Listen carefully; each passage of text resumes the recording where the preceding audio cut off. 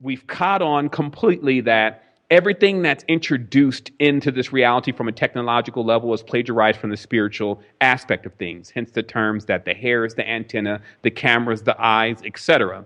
So they're literally gambling that people are so asleep and so sunk into this electronic false matrix that has been created to where technology is actually the direct counterpart of spirituality, that people will never catch on to that, hey, technology is the plagiarization from spirituality.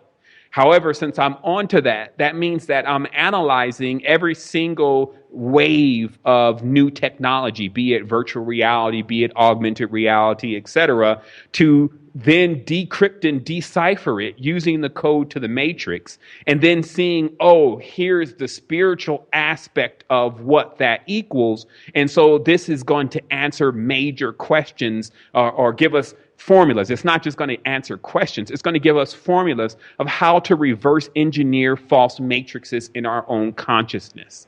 So this means that, remember what we talked about before, that the cure is always bundled with the poison. The poison is bundled with the cure. It's just about the formula that's used, the dosage that's used to determine each of those effects. So to explain that very clearly, your friend can in fact be your worst enemy. And the reason is because the friend has gotten deep into your consciousness. The friend has been with you either for a prolonged period of time or have set themselves in your consciousness as something very important. So thus, if something happens with you and your friend, like a falling out, then generally that affects you more than someone that you don't know and then you have a disagreement with them. So this same person that could be the greatest individual in your life, they call it BFF or whatever, then it could also end up being your worst enemy. So this is just an analogy of how you will find there are two sides to everything in dualistic matrices. And then what we're encouraged to do is to get into the pinnacle of that, to actually get into the center point of that. The pyramids have three sides, and that tip to where you're there and you're making the proper judgments in order to be balanced within yourself and to balance what's going on around you. So I want to start off also by talking about that. So these overlays, if you want to look at the technological counterpart to what overlaying realities are, because the last message we started to crack into even before that, we were cracking into the holographic projector. And then we talked about that there's some kind of process to where light, which is what you begin as at a certain level, you don't actually begin. So I just have to, denote it as there's a part of you that is pure light that is before all of this. And then after that step down and then refracted, then you become slowed down, you become more dense, and then you enter into physicality. And then we talked about that through that process that there's a lot of overlaying going on in shells. And we uncovered that because of the planetary systems. We talked about that there was geometry in each planetary system, that when you went through that system, you in effect got overlaid with that pattern. So if you go through the Venusian field, you get overlaid with the phi-based pattern. You go through the Saturnalian field, you get overlaid with the hexagram-based pattern. You go through the Earth field, you get overlaid once again with the cube-based pattern and the triplicity-based pattern. So these patterns is what you see when you start looking at the Cadman or the actual diagram of the human being on the astronomical level. You begin to see them as a complex blending of geometry, and we like to call this chakra centers, okay? And the spinning of this geometry and the rotations of this geometry, how fast it's going, where it's at, starts to determine where the person's consciousness is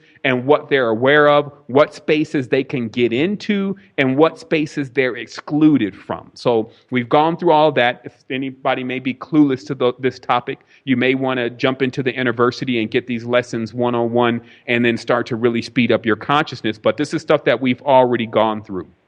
So what I've been able to add to that now is augmented reality, which is a new form of technology that has come out in conjunction with virtual reality, is actually more of the diagram that you're looking at to understand how can a reality be overlaid with something that is not actually how it really is. So how augmented reality works, very briefly for those who don't know what it is at all, is that you could take a device like a camera phone, let's say, or a phone, one of the new modern phones, and then you can hold that device up over another object that's in the reality. Let's say just a simple square that has a specific symbol on it.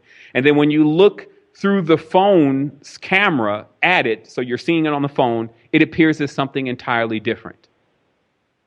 So this is called augmented reality, and they're using it now to create games, to hide messages and information all around the world. Google Glass was like one of the big advents of augmented reality. So I'm not going to give you a technological lesson today about augmented reality. You can go research it yourself. But what I'm saying is it's showing you the process of how you overlay things in the reality with entirely different identities that don't actually appear the way that they are.